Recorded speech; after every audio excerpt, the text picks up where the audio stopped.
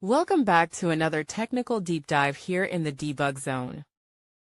Today we're tackling a big question and breaking it down with insights from other users. Hopefully this clears up some misconceptions and helps you get the answer you need. So buckle up, stay a little curious, and let's jump right in.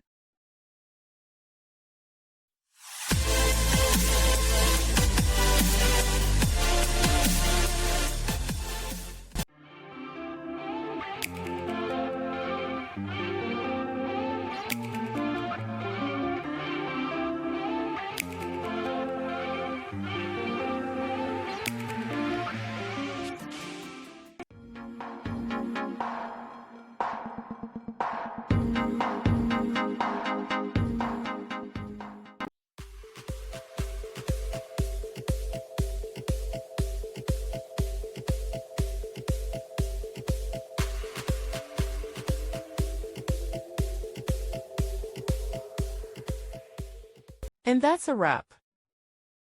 I hope you found the answer you were looking for. If you did, take a second to hit that subscribe button. It really helps out.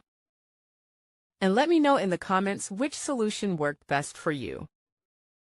See you next time in the debug zone.